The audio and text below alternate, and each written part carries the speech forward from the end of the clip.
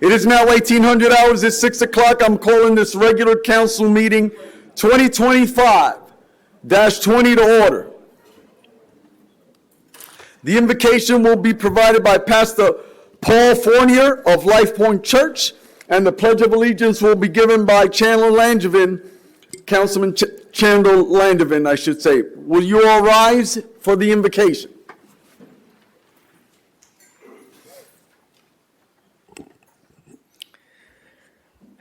Most gracious Heavenly Father, we trust in you. That's what the country was based on, and God we trust. And we look to you tonight to lead this meeting, to lead us. Thank you. I pray that you lead this council in righteousness and justice. God, I pray that answers will be met when questions are brought forward.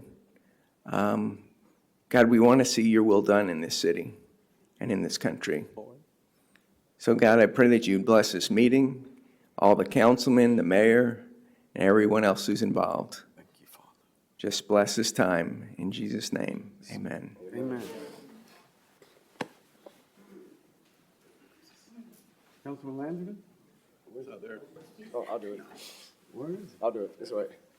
I pledge allegiance to the flag of the United States of America and to the republic for which it stands, one nation, under God, indivisible, with liberty and justice for all. Hoorah!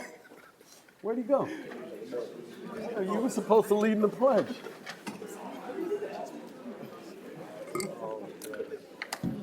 Thank you, Councilman Johnson. Yes, sir. Roll call, Ms. Leffler. Mayor Medina. Hey, this meeting's now in order. Ladies and gentlemen, this meeting is now in order. Okay. Mayor Medina. Present. Deputy Mayor Jaffe. Present. Councilman Johnson. Present. Councilman Hammer. Present. Councilman Langevin. Present. Mr. Morton. Present. Ms. Smith. Present. Agenda revisions. Mr. Morton?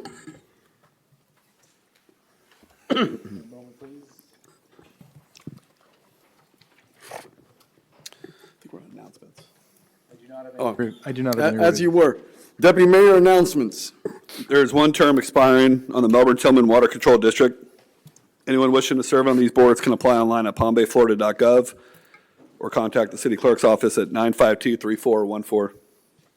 Thank you. Madam Smith, any agenda revisions? No, sir. Council, any agenda revisions? No, sir. Okay, so we are now on proclamations.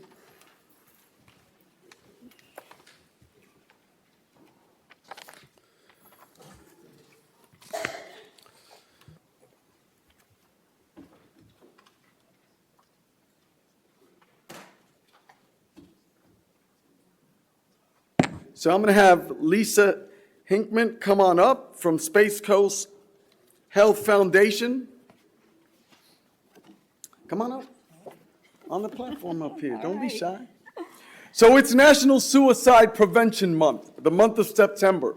It is hereby proclaimed by the mayor of the city of Palm Bay, which I always say is the greatest city on the face of the earth, whereas September is designated as National Suicide Prevention Month, as recognized by the National Association of Mental Illness. And whereas many local, state, and national health officials and community leaders understand that mental illness is a significant issue of concern, particularly among our youth. Whereas we realize that more open and honest discussion about mental health is required to address mental health issues.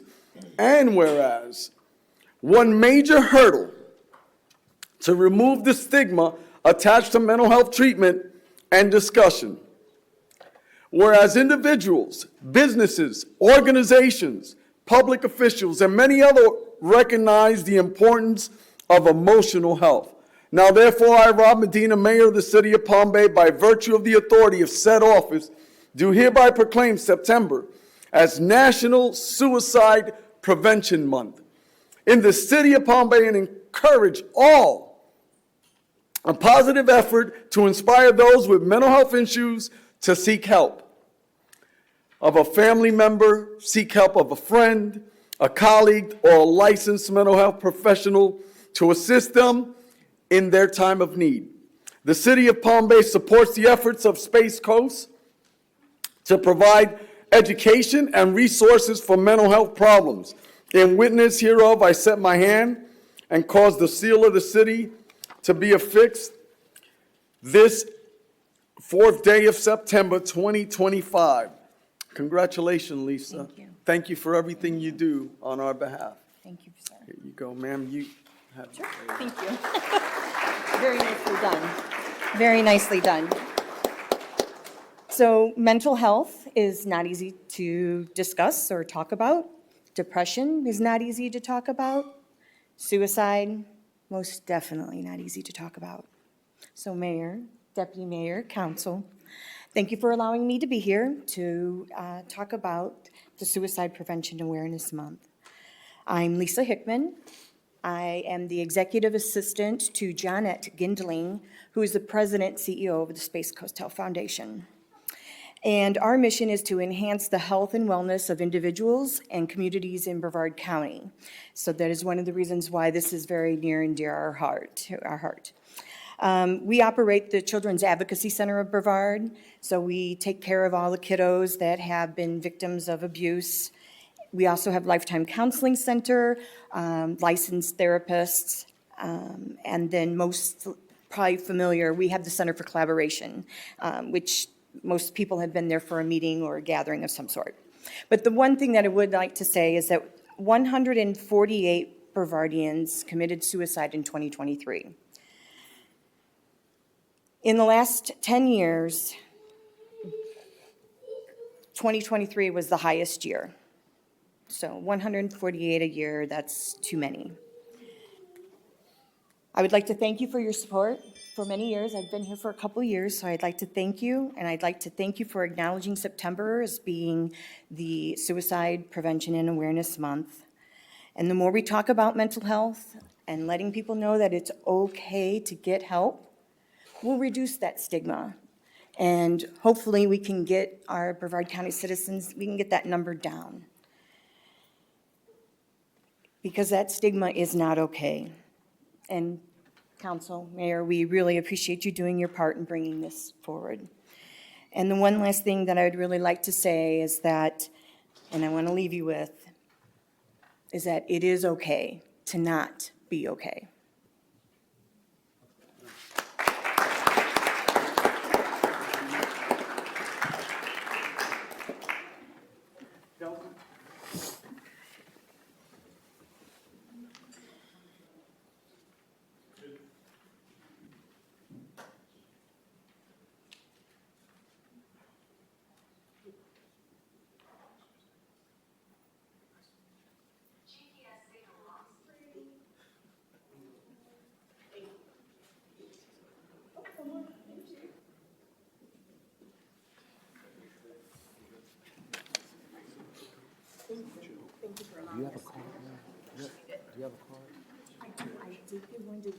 Okay, I'll get it from her. I'll get it from her.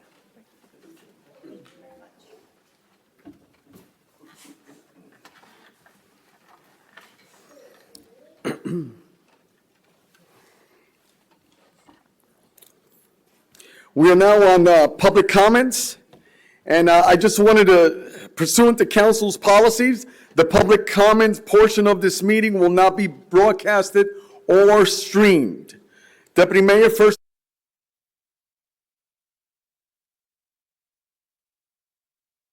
Gentlemen, anyone wish to pull an item from consent? If not, I need a motion. I make a motion to approve the consent agenda. Second. Got a motion by Councilman, or Deputy Mayor Jaffe, Second. seconded by Councilman Johnson. All in favor signify by saying aye. Aye. Any opposed? Passes unanimously. Ms. Smith. Ordinance 2025-33, an ordinance of the City of Palm Bay, Brevard County, Florida, amending the fiscal year 2025 budget by appropriating and allocating funds as identified in Exhibit A, consisting of 2 pages and incorporated in its entirety herein. recognizing that such appropriations must be made pursuant to the Code of Ordinances of the City of Palm Bay, Chapter 35, Finance, adopting, ratifying, confirming, and validating the allocations, providing for an effective date. Thank you, ma'am. Councilman Hammer? This is public hearing number 1, correct? Well, I haven't called it yet. No, they were reading the were ordinance out of reading- out of the consent agenda. We're now on public hearing item number 1. Ms. Smith. Ordinance 2025-29. An ordinance of the City of Palm Bay. Ma'am, can I interrupt you for a second? Councilman Hammer? Yeah, I was trying to say before we announced it, I was abstaining from number 1, so I would need to step up. Yes. Thank you. And this is consistent Carrie- with what Councilman Hammer did at the first reading. Say again? Yes, ma'am. He abstained during the first So- reading. This is the second reading. Carry on. We're now- Ordinance- Yes, ma'am. Go ahead. Ordinance 2025-29, an ordinance of the City of Palm Bay, Brevard County, Florida, vacating and abandoning a portion of the rear 20-foot public utility and drainage easement located within Lot 34, Block 171, Port Malabar Unit 7, according to the plat thereof, as recorded in Plat Book 14, page 128, of the Public Records of Brevard County, Florida, and legally described herein, providing for an effective date. Thank you, ma'am. I'm going to open up the public hearing and defer to Mr. Morton. This is the second reading, Mayor and Council, of the request to vacate the easement for the construction of a pool and deck. Again, this is the second reading, and staff has recommended approval of vacation of the easement. Thank you. Any questions, council, any questions of staff? Seeing none? Anyone in the audience wish to speak for or against this item? Seeing none, I'm closing the public hearing, asking for a motion. So moved. Second. Got a motion by Councilman Johnson, seconded by Deputy Mayor Jaffe. Any further discussion, gentlemen? Seeing none, I'm calling the question. All in favor signify by saying aye. Aye. Aye. Any opposed? Passes 4-0. Let the record reflect that Councilman Michael Hammer abstained. We're now on item number 2. Madam Smith. Ordinance 2025-31, an ordinance of the City of Palm Bay, Brevard County, Florida, amending the Code of Ordinances, Title 17, Land Development Code, Chapter 174, Standards for Accessory, Temporary, and Other Uses and Structures, Subchapter Part 1, Accessory Uses and Structures, by increasing the number of backyard chickens permitted on single-family lots within certain zoning districts, providing for the repeal of ordinances or parts of ordinances in conflict herewith, providing for inclusion in City of Palm Bay Code of Ordinances, providing for a severability clause, providing for an effective date. Thank you, ma'am. I'm going to open up the public hearing, and Mr. Morton? Thank you again, Honorable Mayor, City Council. This is the second read for this ordinance. It was a textual amendment requested to amend the Code of Ordinances, Title 17, Land Development Code, Chapter 174, in essence, to increase the number of allowable backyard chickens from 4 to 6. Staff has no recommendation. Thank you. Councilman Langevin, any comments before I turn it to the public? No, I'm good, Mayor. Thank you. Anyone in the audience wish to speak for or against this item, please step forward, Master Chief. Yes, ma'am. Come sit close. Bill Batten, 586 Ocean Spray Street, Southwest. In Chapter 174, is there any requirements for the chicken coops to be inspected? There's designated on what the size has to be and stuff like this, but is there any requirement or any requirement to have it inspected? That's what I request, just curious for that aspect. Me personally, I don't even mind the roosters. It sounds like being at home to me, so let's go ahead and keep them coming. Thank you.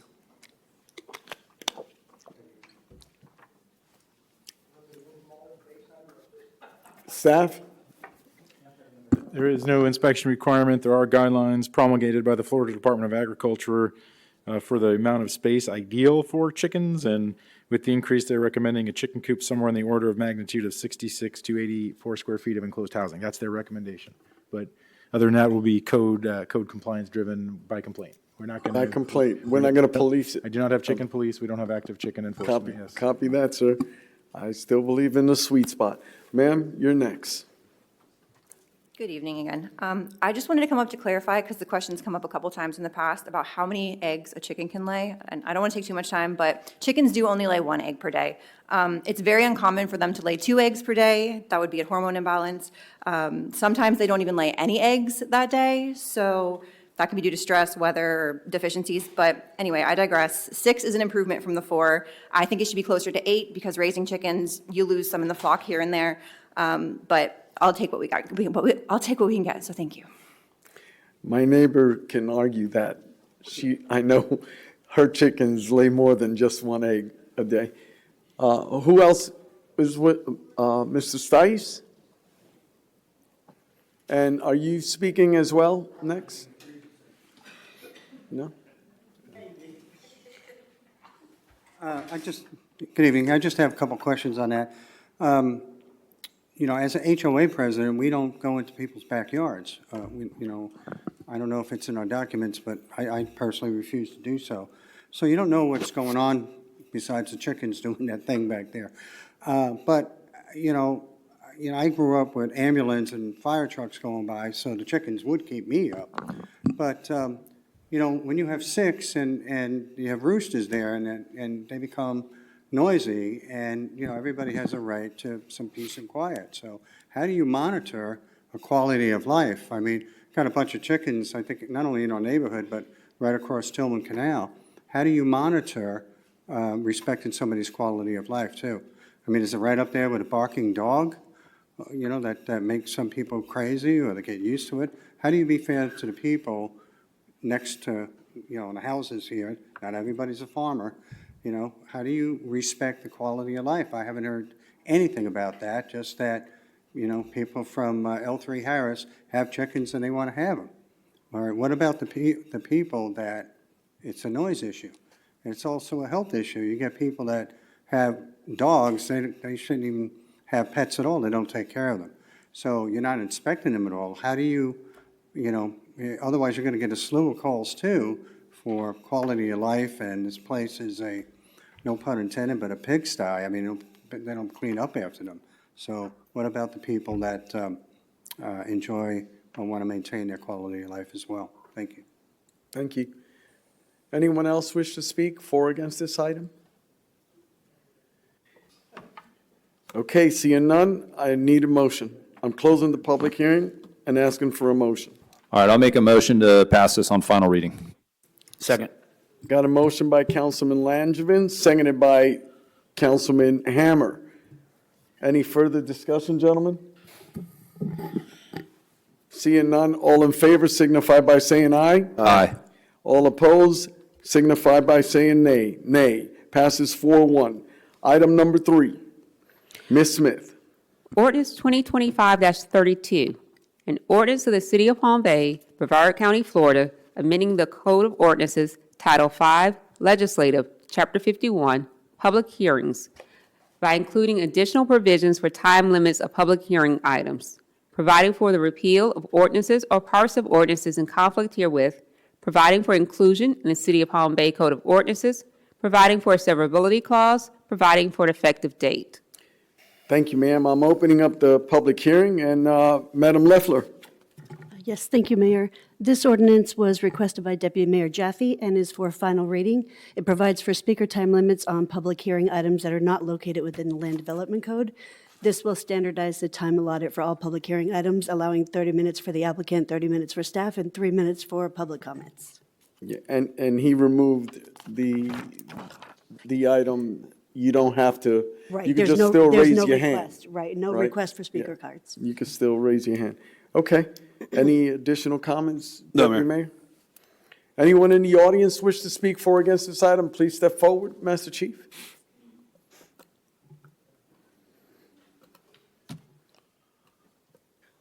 Bill Batten, 586 Ocean Spray Street Southwest. I'd just like to thank the council for removing the requirement that for public hearings, that you didn't have to fill an orange card in on every single one. I come 30 minutes early just because I have to submit so much paperwork now that would just be that much longer I'd have to come earlier for. Thank you. Thank you. I appreciate it. Anyone else wish to speak for or against this item?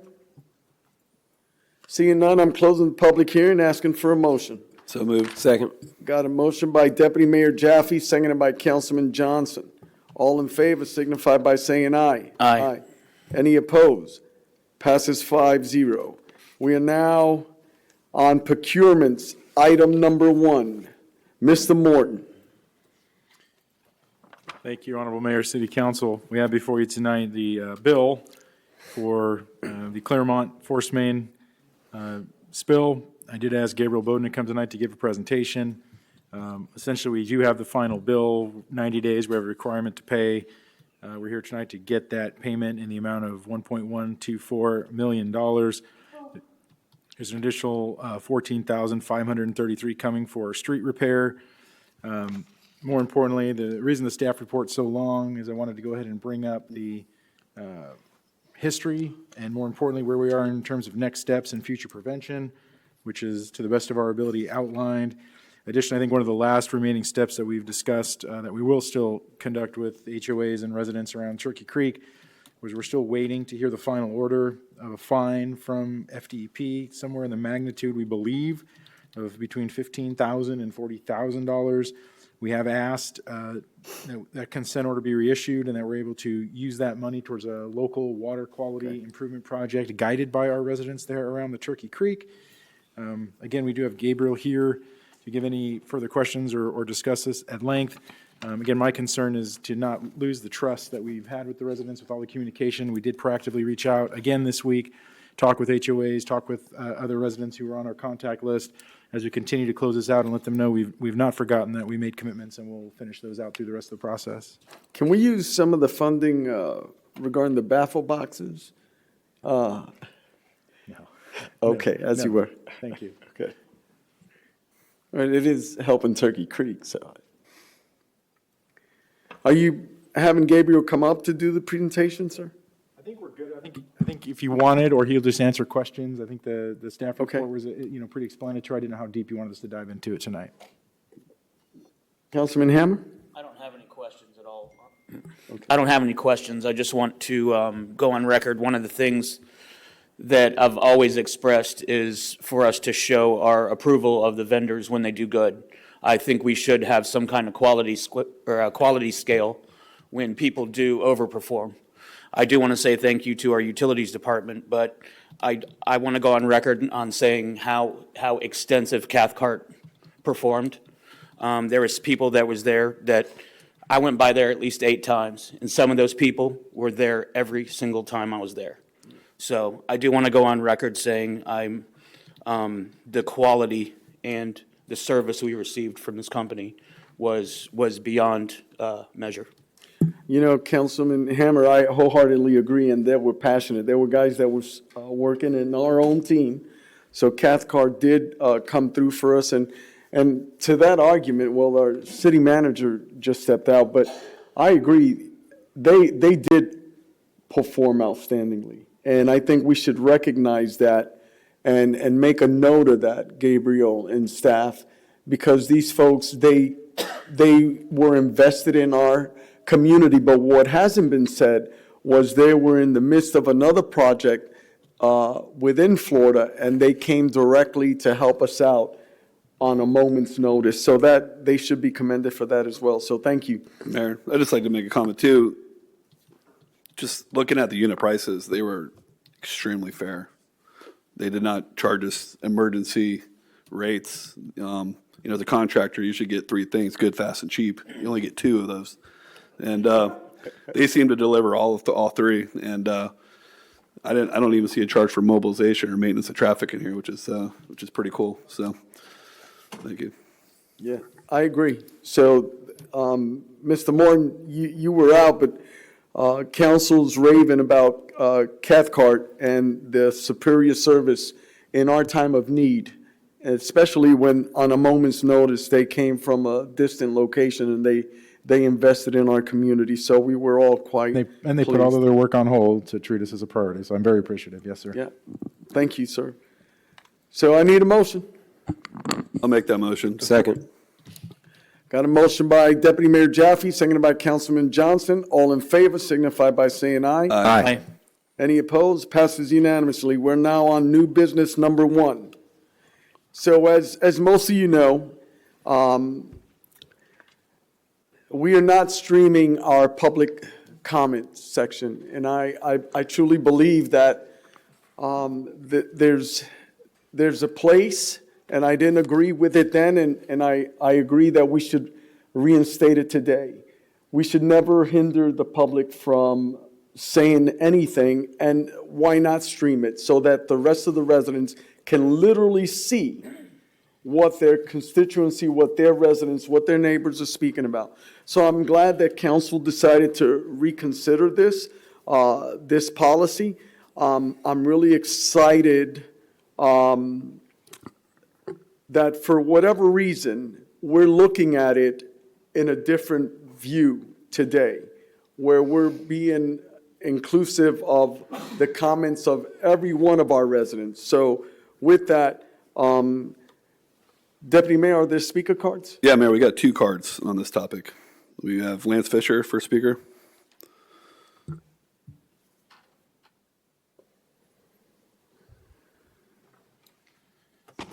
Lance Fisher, Palm Bay. First, Mayor, I just wanted to thank you for bringing the people's voices back to the dais, at least for a vote. Councilman Hammer, thank you for being the citizens' voice. And Councilman Johnson, thank you for listening to the citizens and seconding the motion to bring this back up. I appreciate it, gentlemen. Deputy Mayor Jaffe, I urge you, start listening to the citizens. They have spoken loudly over the past several months, and yet you've ignored them. If you fail to see the value in your citizens, I hope they speak even louder come election time. You continue to silence the citizens at every council meeting with new ordinances, but then seem amazed when citizens don't show up for workshops and meetings. Today, a yes vote will change that. You will show the citizens that you too are listening. Today, you can make a difference. Let's not forget that in January, citizens lost their right to speak against consent items and lost their secondary opportunity for public speaking. Time and time again, city staff is called to this podium to defend positions, often belittling or chastising citizens for their comments, yet the citizens don't get an opportunity to redress this council. I recommend a total reversal in silencing the citizens and give us a chance to speak on consent items and a chance to have a second public speaking opportunity and of course, live stream the public comments. I actually agree that providing staff 48 hours to review and prepare presentations is reasonable and should remain in effect. So once again, thank you, Mayor. Thank you, Councilman Johnson, and thank you, Councilman Hammer. Ken Delgado.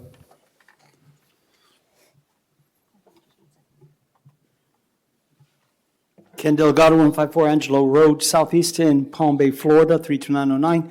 I'm also very thankful, first of all, for all that you all are doing, but also thankful that this is coming up again. I'd like to piggyback on what my wife said the last time we talked about it. She said, you know, it's like you all are the husband and the constituents are the wives.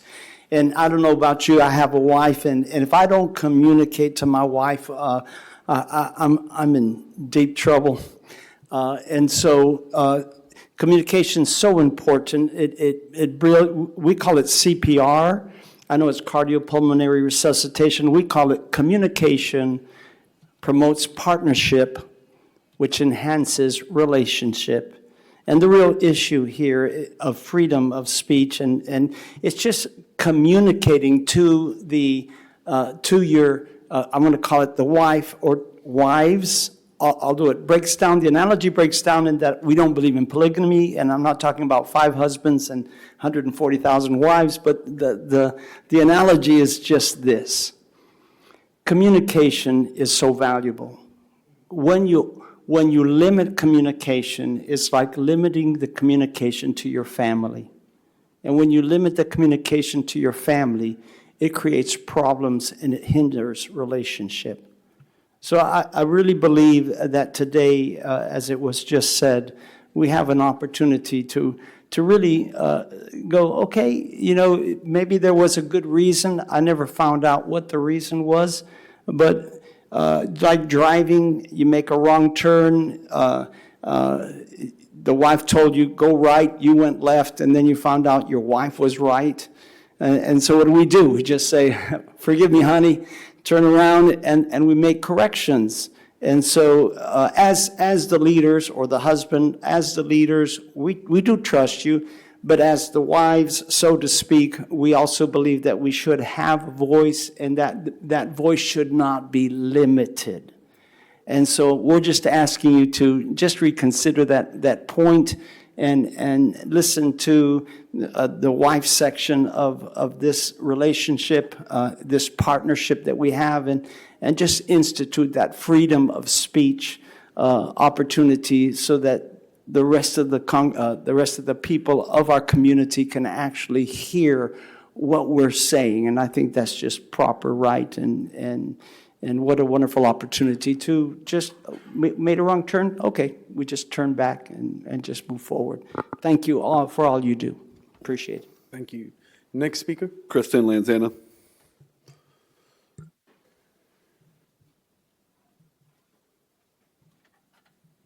Hello again. I will keep this short and sweet. Originally, whenever this was taken off of the broadcasting, it was under a red herring argument because the FCC doesn't regulate the broadcasting of public comments on government channels. So I just wanted to bring that up. The public has the right to view local politics from home. I wouldn't have to drag my kids here every time if we could watch them from home. So I just wanted to include that, including the public comments. It's very important. Bring back the broadcast. Thank you. Thank you. Next speaker? That concludes the cards, Mayor. Okay, so at this time,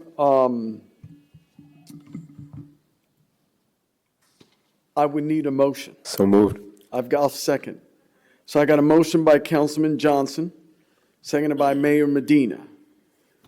Any further discussion, Councilman Johnson? Councilman Hammer? Yeah. Unfortunately, last week, I had to do what the public had to do. I had to watch public comments from my house because I was sick. Well, guess what? I didn't get to. I didn't get to see the looks in people's faces when they came up here to talk to our council. I didn't get to hear them other than over the phone. It wasn't something that I want to do once my time is done here. Also, another thing I want to say is a lot of discussions were had tonight with Republic. Republic came in and said we did something and we apologize. Only 50 people heard it. That's something that I think should have been broadcasted, and I think a lot of people could have heard that and stopped posting about it, understood what's going on, and we could have moved on without probably the 70 to 100 calls we're going to get for the next week. We discussed the Evans Center. Everybody came up here and spilled their heart about the Evans Center, about its place in the community. Mr. Evans, what he provided for our community. I mean, even me growing up, it's a huge part of the community, and the public didn't see it. And if I was still sick, guess what? I wouldn't have been able to see that. And lastly, being a videographer, I'm not saying anybody has or anybody will. I want you guys to understand how easy it would be to make it look like we did something or said something. If it was recorded, and guess what? They skip around and find something from 2 weeks ago, and they put it in there. Guess what? We have no way to prove that we didn't say that. There's no way to go back and see what was actually said. So I'm going to be in favor of bringing back public comment being televised, and I think it's something that we should all gather around. Thank you. Thank you. Deputy Mayor? Deputy Mayor? Thank you, Mayor. Councilman Hammer, you touched a chord with me tonight that made a whole bunch of sense, that opened up a different perspective to me. And I know we have a responsibility as a council. And, I also feel the residents also have a responsibility to speak truth when they come up at public comments and not speak on misinformation. And I've noticed that a lot since I've been on council, that there is a lot of misinformation that's being shared during public comments. And there's also times when really good information comes out. And I just urge, the residents also have a responsibility to treat this place with respect and with decorum, proper language, and also just speak truth and ask questions and not spread misinformation when you come up and speak. So with all that being said, Councilman Hammer, you changed my mind tonight. Thank you. Outstanding.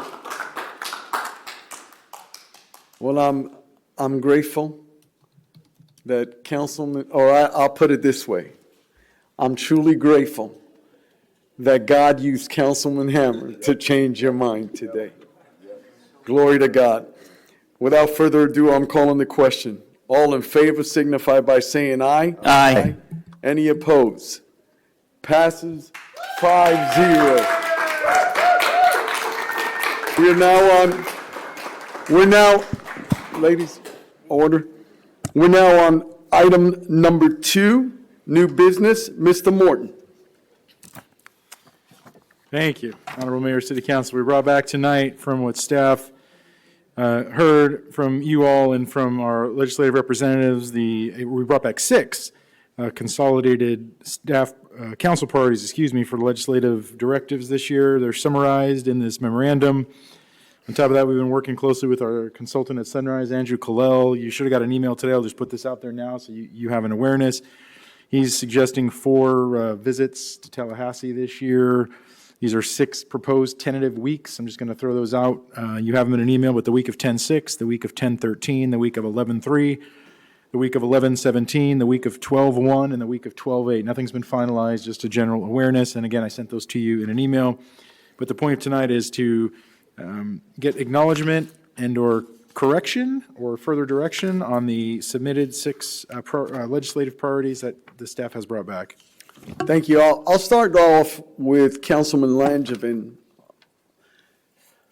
Yeah, I support him 100%. It's exactly what I was looking for, so I'm going to be behind him. Thank you. Councilman Hammer? I love everything, and I want to thank staff for doing how much that they did in a week. There's a lot of info in here, and I had a lot of questions when I had my briefing, and our staff had everything down to a T. I would say before I was even elected, I had a discussion with our police chief about the training building being named after Sergeant Tobar. Being a fleet services tech, I dealt with Mr. Tobar on a daily basis because everything range came into fleet. We were doing a lot with him.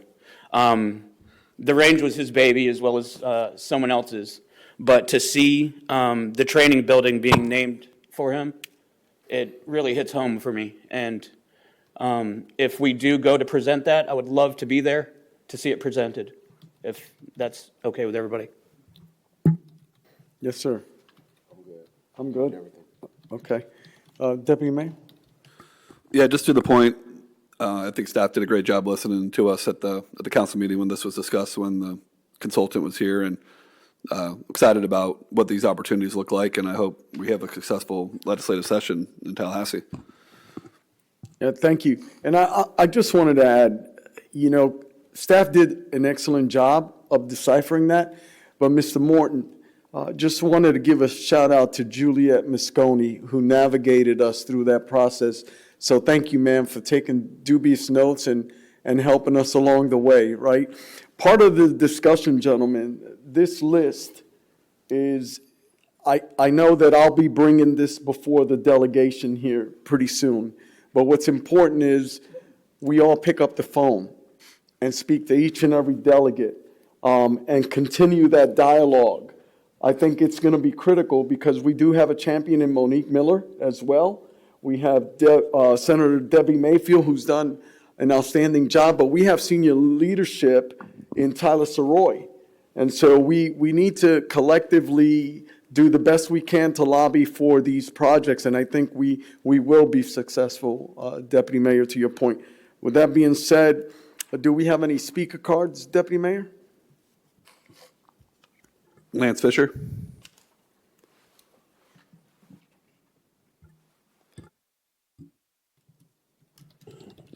Thank you, Fives, for the last vote. I changed my speech to help out. Lance Fisher, Palm Bay. Just to be clear, I'm not speaking for the family of Frank Tobar. This is my opinion based on my personal knowledge of the previous project as the former deputy chief. I do have a few questions regarding the Sergeant Frank Tobar Tactical Training Facility. First, I sat in meetings in 2023 regarding legislative priorities at that time.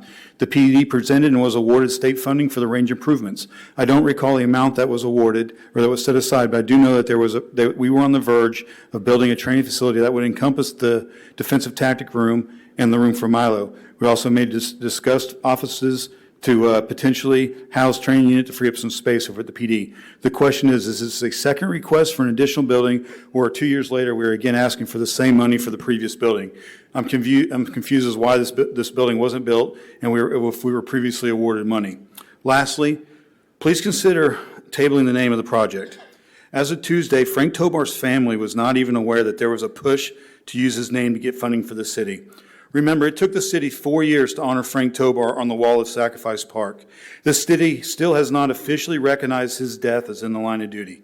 On behalf of the city, Patricia Smith fought Tobar's family, and to this day has denied him any city benefits resulting from his death. It is sickening to think that the city will again use Frank's sacrifice to benefit their needs, while failing the needs of his family.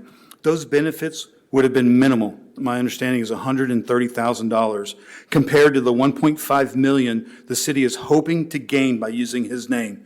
City Council, I urge each of you to personally reach out to Frank's family and sit down with them. Have a discussion about the disrespect they received from your city attorney's office.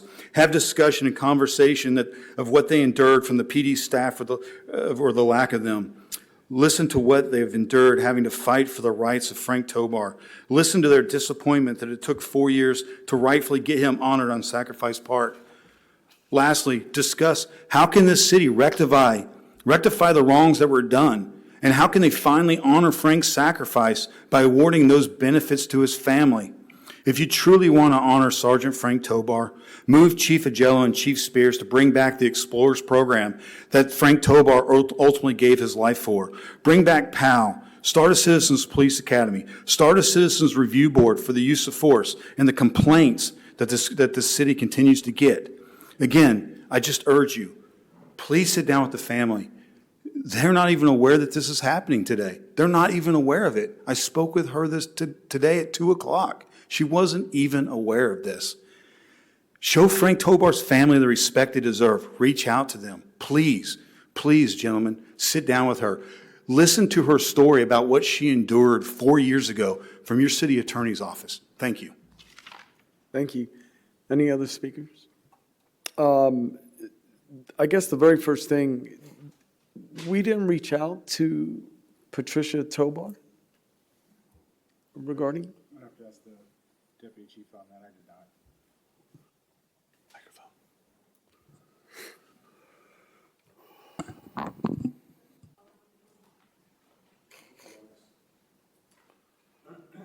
Good evening, Mayor and Council. The answer is no, we did not reach out to her. And the first reason was because we didn't expect this to be public, and this was going to be something that was in the works behind the scenes, and be something that, once solidified, we would know that this was in fact happening. So in other because words- of the uncertainty, I'm sorry, Mayor, go ahead. Yeah, go ahead. So Because of the uncertainty of the project and it being completed and given the award, we did not make notifications. I see. So you were going on the premise of, since this is just so preliminary, That's correct. you didn't want to set up any false hope. Correct. Is that what I'm hearing? That's correct. Understood. All right. Thank you, sir. Appreciate it. Any other questions? If it's such a problem naming this building, if there's heartburn about it, what about the Grogan and Johnson Tactical Training Building? I mean, SWAT was formed after that event. Yes. And those officers were killed by gunfire in line of duty, and it is a shooting range. So I would think it would be a good suggestion for someone on staff to reach out to the Tobar family, and if it's not something that they're willing to be honored with, then we could look at calling it the Grogan and Johnson Tactical Training Building. I would be fine with that. I think that's a good, at least allow Mrs. Tobar, Patricia Tobar, the opportunity to accept or not. Okay? Is that good? Gentlemen, I'm looking for consensus here. All right. Thank you. All right, gentlemen, I need a motion. So moved. Second. Got a motion by Councilman Johnson, seconded by Deputy Mayor Jaffe. It was who? Accident.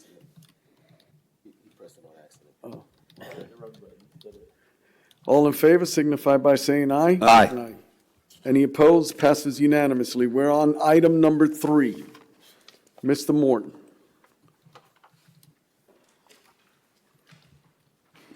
Thank you, Honorable Mayor, City Council. This is consideration of a partial reimbursement of the Bayfront Community Redevelopment Agency's unexpended funds. It's just a partial expenditure, or reimbursement, excuse me. It's for fiscal year '24. We would return $1.329 million to the road maintenance fund as proposed, returning $569,000 roughly to Brevard County. We are withholding an amount of $1.136 million for potential litigation. If that is settled, without that money being paid out, we would bring back another consideration to split those funds and return those again respectively to the city and to the county. If we have other questions in respects to the CRA or the Bayfront area, I know we do have Larry here tonight that can help answer those for us. Did he leave on me? Any questions, gentlemen? Councilman Hammer? Yeah, I have a question.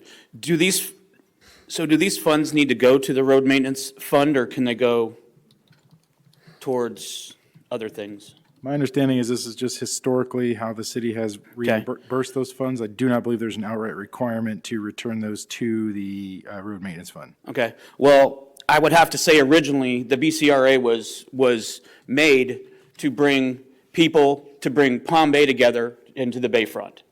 Over the weekend, I got the pleasure of going to Kissimmee Lakefront Park, which is basically just a park that they allow food trucks, they allow vendors. It was absolutely amazing. They made a tower that the kids at the schools made.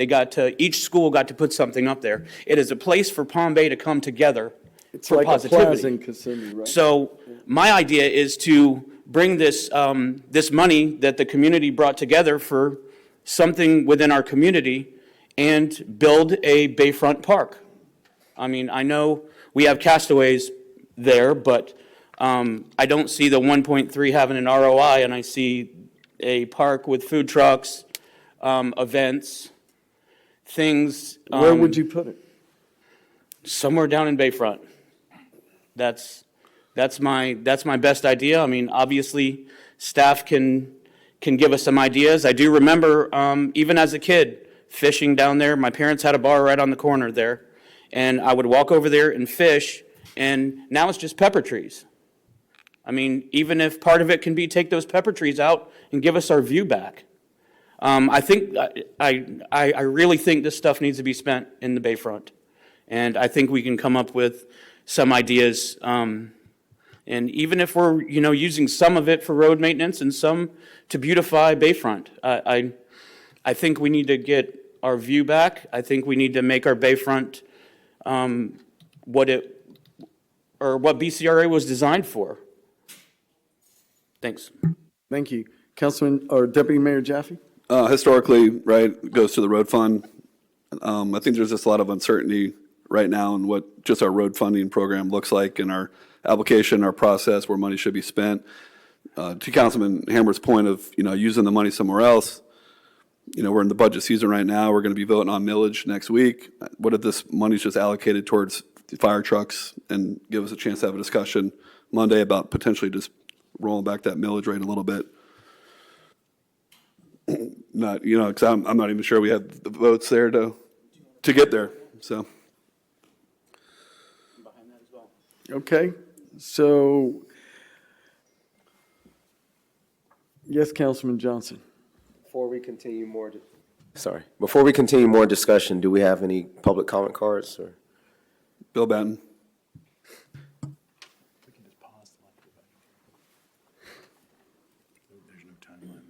Bill Batten, 586 Ocean Spray Street, Southwest. I have a couple of comments and a couple of statements and questions. First one, what is the gist of the lawsuit? What would this project in the Bayfront, what was it going to be that now is not there? That's the first question, right? The second question is, Why is there a cost from this lawsuit, potential lawsuit, where they gave $500,000, but they're anticipating a $1.2 million back to the Bayfront Community Development? Right? The next question is, what is the income, because we've been saying that the refund from the Bayfront Community Redevelopment Agency coming back in went to pay for road maintenance because the city failed to maintain its roads. No road maintenance. They failed. They deteriorated down from a paved road when I moved here to a dirt road until we got the set residents to bond back $150 million. Now, believe it or not, I went from a paved road to a dirt road. I now have a paved road again. I'm appreciative. But with that, we said, what is going to be our mechanism to maintain our roads after we pay to pave them? And that was, well, what do we have to fund for a mechanism? And we then, at that, decided, let's the council say, well, we can take the Bayfront redevelopment funds and we can put that towards road maintenance so we don't end up in the same back position we were before with failed roads within the city of Palm Bay. I promise you, if you can't drive to the Bayfront, you're not going to appreciate the Bayfront. If you have to drive through potholes to get to the Bayfront, it's not going to be a very memorable statement, right? Okay. That being said, don't mess with the roads. You already said you had to stop what we were doing at the last council meeting. You had a bid out. That's going to cost us probably more than what we're going to bring in from the Bayfront. It's going to cost us more to rebid that. Come on, folks. The roads have failed the city and made us look bad. Let's don't go down the same road again. Thank you very much. I see what he did. Any other speaker cards? No, Mayor. All right. You know, and you know this. There was no road maintenance fund. Yep. And the mechanism to put that in was to have a plan and have a funding mechanism, as Master Chief said. So I would, and now we want to flip this. Perhaps what we could do is consider it in the future, but I believe that we should stick to the plan. If you want this to come back, Councilman Hammer, if they're the votes that want to bring this back, and you want to set aside some of that fund, that might work.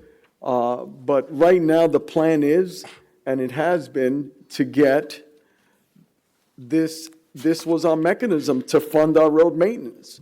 And right now, you can't, Mr. Morton, how much money do we have in our road maintenance fund that we've set aside? Yeah, I think the big. About 4 million? It's about 4 million, and the statistic today, when I was doing some transportation research, is it's countywide statistic, but 84% of the road transportation projects countywide remain unfunded. So it's a significant, not just a Palm Bay problem, it's a significant countywide problem, just for some context.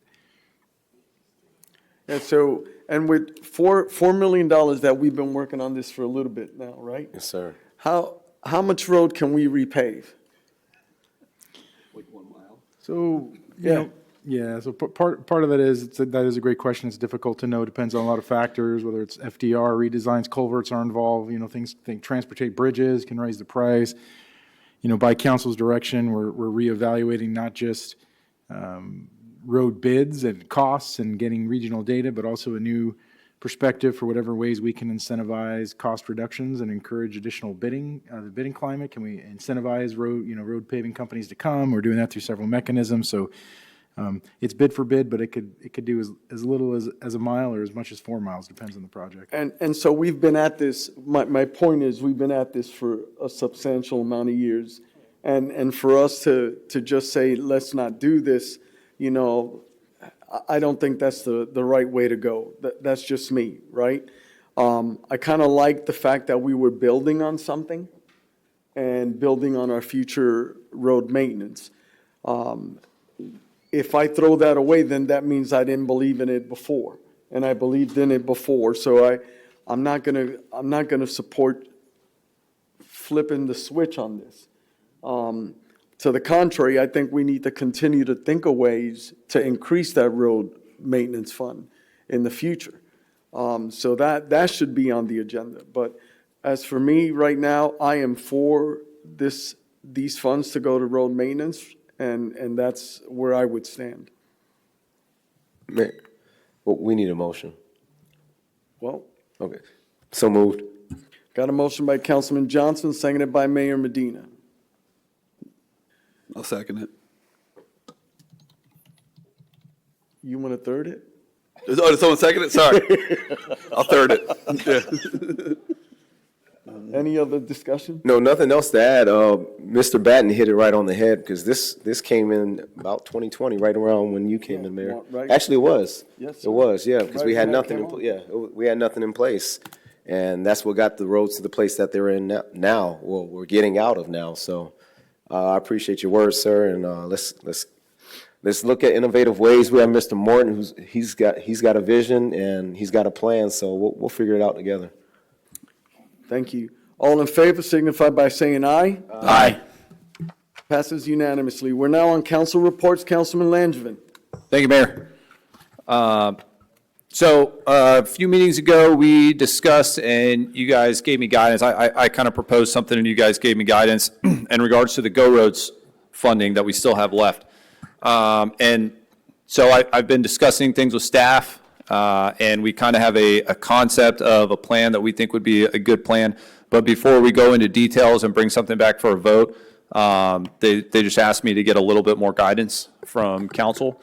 So I'm going to kind of present the kind of 10,000 yard picture of the proposal for guidance to see if that's something you guys would be interested in bringing a more detailed plan forward on for a vote. So this is not approving, the plan. This is just saying it's enough of a good plan for you guys to see a more detailed plan in the future.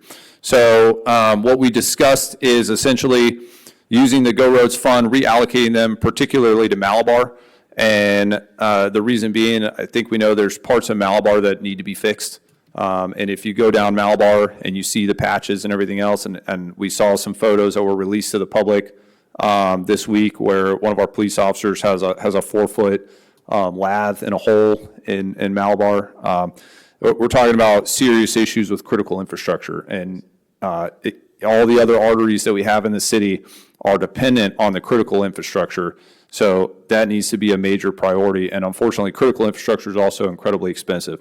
So what the 10,000 yard plan would be is step one, fix what needs to be fixed. Step two, with remaining money, widen Malabar. And then step three would be for us to come up with a comprehensive plan of how we would like to conduct road maintenance as a city moving forward once the Go Road money is out. In other words, once we don't have Go Roads money anymore, well, there's still going to be roads that need to be repaved, neighborhood roads that need to be repaved in the future. So coming up with a comprehensive plan, whether it be to set some money aside or something every year that would then go into like repaving these little roads, how we're going to decide which one needs the most.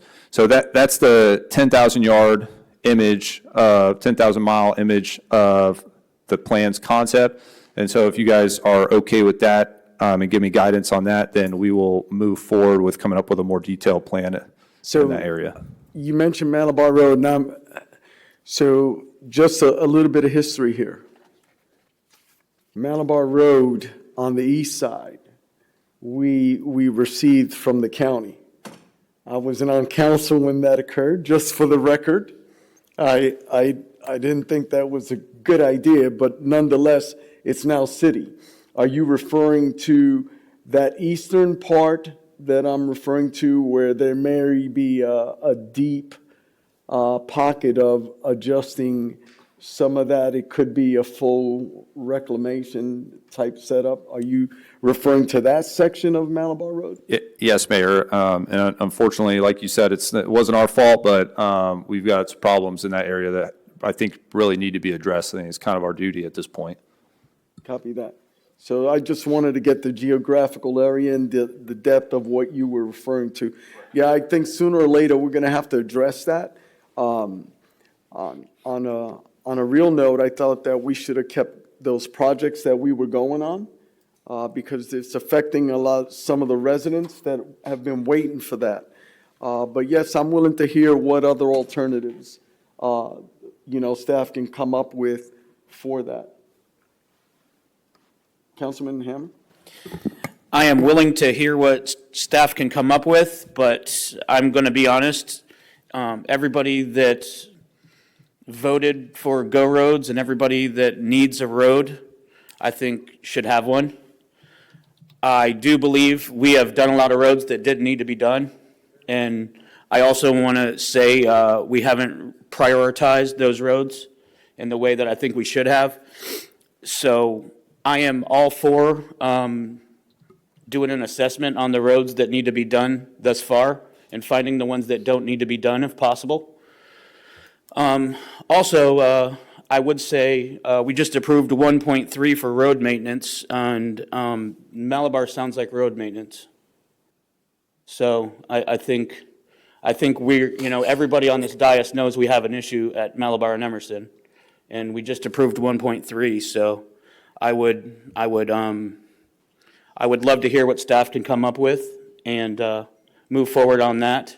But I am being vocal. I think if somebody paid to have their roads done, it should be done. And but I think we have a lot of smart people here. We have an amazing city manager, and I think we can come up with a strategy here to make things happen. Thank you.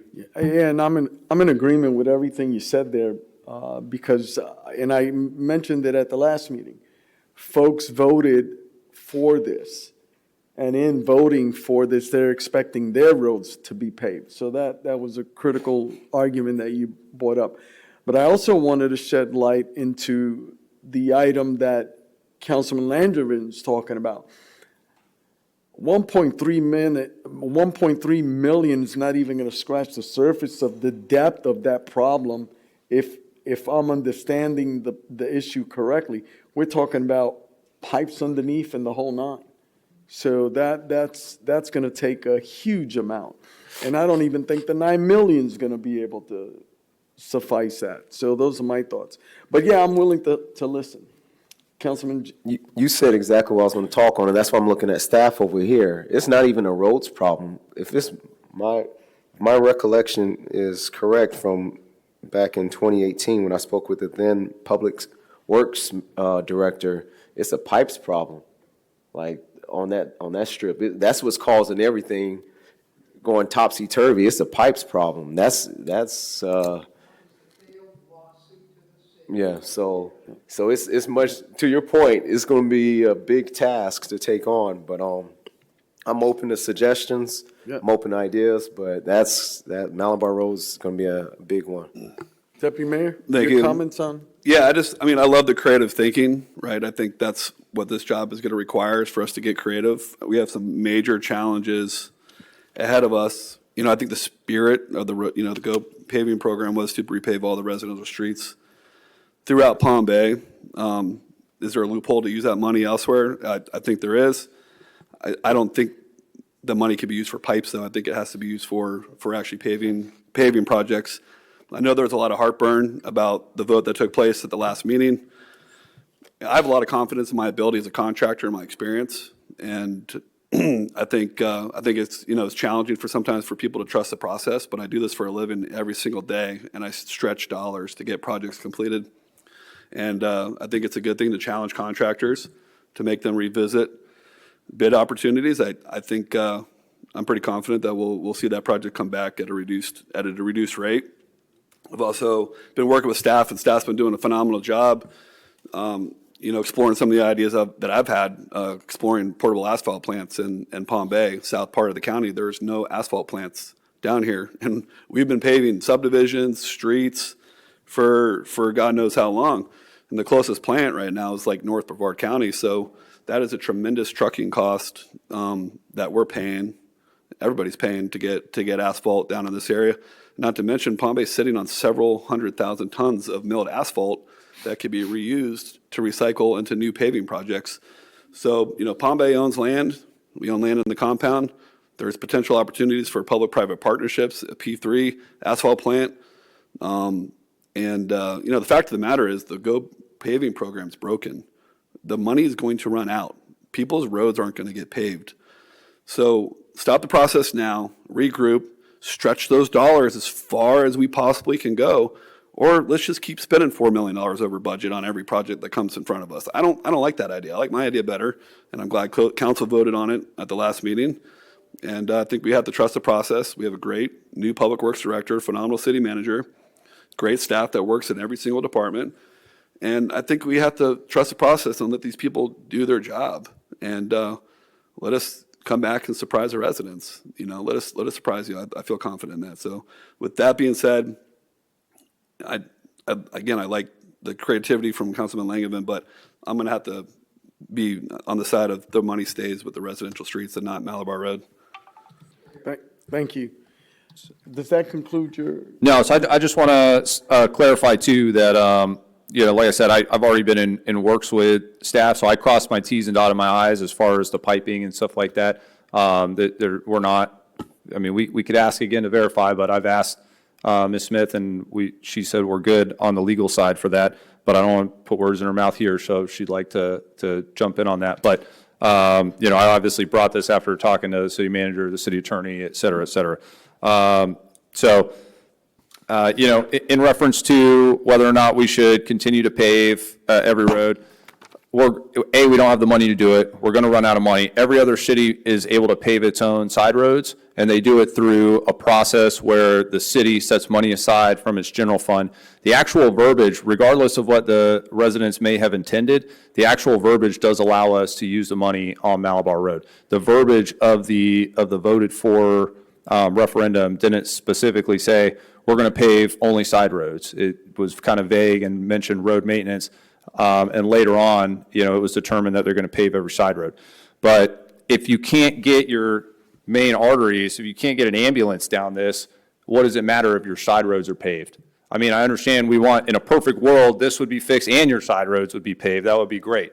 But as a council, we have to work with what we have, with the money that we have, and with the issues that are presented before us. And, sometimes we got to make a bad decision or a worse decision. And in my opinion, for the safety of the residents and for the overall general good of the city, this is far more important than a side road getting paved, quite frankly. So anyways, that concludes my comment. I think consensus, though, one way or the other. Yeah, I think. I'm open. I just know it's a tall task. Everyone gave that ideology that we're willing to look at what comes before us, but we're not on board as of yet. But we're willing to look at. Even Deputy Mayor said he's encouraging your creativity, right? But we're just not all there yet until we see what's okay. in front of So we us. got consensus to bring a plan back in the future. Okay. Thank you very much. Does that conclude your reports, Councilman Hammer? Everything that I need to talk about, I talked about already. Thank you. Thank you, everybody. Councilman Johnson.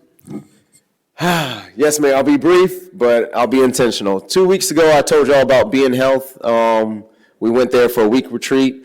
Today, got the news that the tumor in my wife's left breast is gone. It's not there. I just had to share the news with everybody. What's up, man? Thank you, sir. So God is good. God is good. I'm on this platform. I'm going to shout his name. I'm going to let people know that Jesus Christ is Lord, and that he saved my wife. He saved our marriage. He saved our children. And I'm grateful. Man. So appreciate the prayer. Some of y'all knew what we were going through, and I appreciate everybody just, keeping us in your hearts and minds. And let's keep working. So thank y'all. That's a great report, man. That's a great report. God bless you and your family, sir. Deputy Mayor. No report, Mayor. So, gentlemen, I do have one item I want us to consider. As most of you know, we have, as collectively as a city, as a council in the past, we have stood with Israel when that horrific day of October 7th happened. Last year was the first anniversary of October 7th, the devastation of the horrific acts of terrorism that they encountered.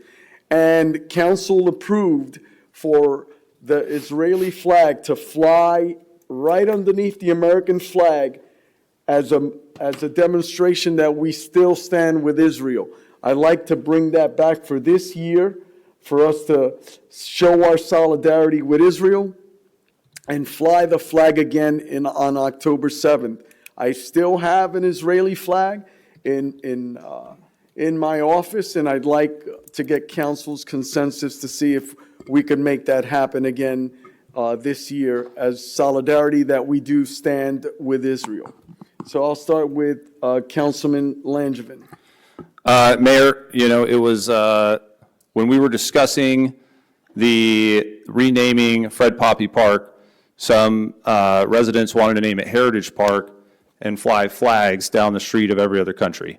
And I said on that night in the council that I would never support flying a foreign country's flag on behalf of an American government. I support Israel. What happened that day was atrocious and terrible, but we're a United States government facility. At the end of the day, I don't hold any difference flying a foreign flag, whether it's an ally or not an ally. I think only American flags should be flown on American government buildings. Thank you. Councilman Hammer? I've always shown my support for Israel, and I am going to be in support of only flying an American flag on ours. on I'm our not pole. saying we're not flying our flag. But only ours. Okay, all right, thank you. Yeah, I was the only one who was a nay last time, but I'm still a nay, Mayor, so thank you. So I don't have consensus. Deputy Mayor? I'm not a swing vote, Mayor. How do I want to put this? I don't think city politics should be getting involved in world discussions. Well, We have 145,000 residents. I think if you asked every one of them, it would be a 50-50 draw. And with that, I serve the community. And I just don't feel like the city of Palm Bay should be getting involved in worldly events. So with that, I'll be against it. Understood. Well, at least I got 1 year out of it, where we stand in solidarity with Israel, and I'm proud of that. So thank you.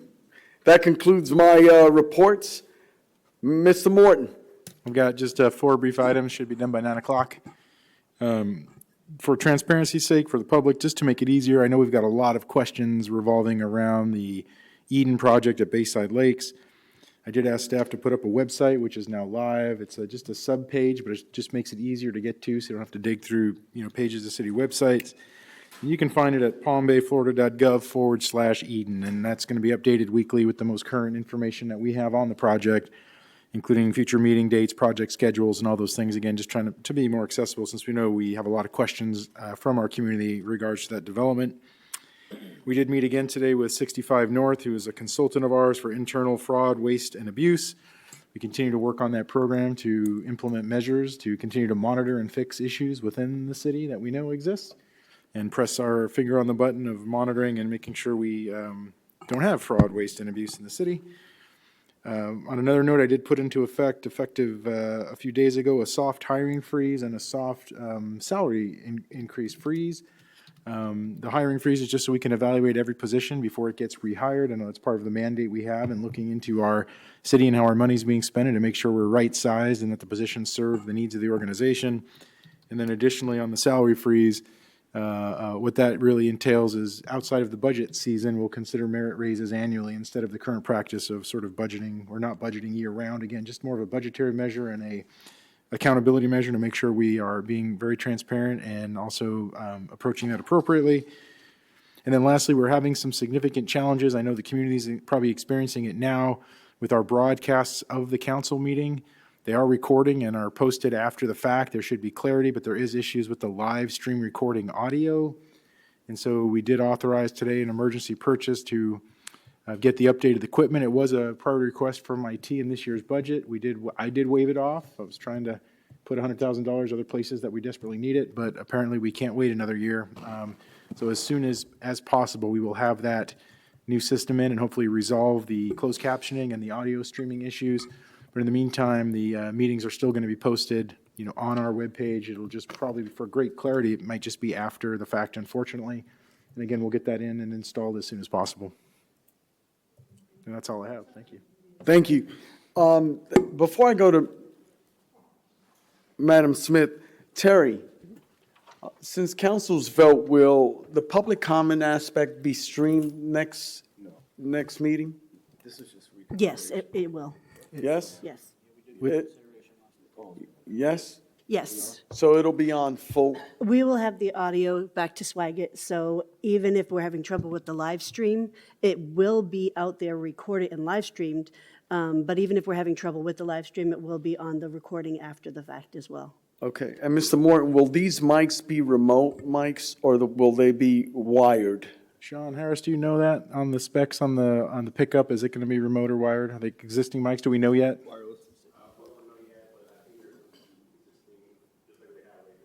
Right, we're just going to order the soundboard and broadcasting equipment. There was no mic replacement. Okay. Okay, no mic replacement for that either? So I signed on my authority to expedite this because it needed to get done, and we got to get this in place because, again, we're having trouble and it's not great. And I apologize to the community for that. And I signed at the level, it just was at the level of my authority to sign. If we have a consensus or a request from council, we can make sure if there are wireless mics or not in that mic, and they would have to come back, no problem bringing it back, but at least we got the main system moving and getting installed. So if council would like us to bring back a quick examination of wireless mics and a replacement there, be happy to do that. Just give me some direction for that tonight. Well, I don't know. I think if we're investing in audio and video, we should do it wisely. I'm not sure, yes, sir. If I could just, if you may, Mayor, so the microphone system and speakers were just recently replaced. So the main core of the system, which goes into the feed, which is the camera system here, as well as the rack that's actually behind the scenes here, doing all of the recording, that is the system that needs to be replaced, including all the cameras in the council chambers. The speakers and all the microphones that you see today, including the one on the podium here, were all just recently replaced. So we're talking about two separate things. Okay. Even though it ties in together, they're two separate type upgrades. So it'll just enhance these microphones. Correct. So where all these mics gather the information and goes in, that system is good. It's just when the handoff happens for the live stream, that entire system needs to be replaced, which has been part of the request for several years. Copy that. Yes, sir. Does that also include the video? That's correct. So all of the cameras will be replaced in that setup, as well as the equipment that runs all of the video recording in the behind the scenes. Thank you. I Yes, sir. appreciate it. Madam Smith, your reports. Oh, as you were. Councilman Ham.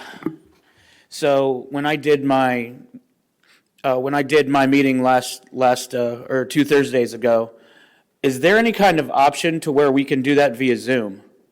Or while we're updating this? Because I was basically on the phone and I could hear everything going on in the background. I could barely hear what was going on. And when I'm watching the council meeting, it's like literally a minute and a half behind. So is there something we can do? I'm not encouraging doing it remotely because, it's not something that I liked to do, but it was extremely hard. That would require quite a bit of manpower to make that happen, is what we're saying in terms of how do you navigate and monitor that.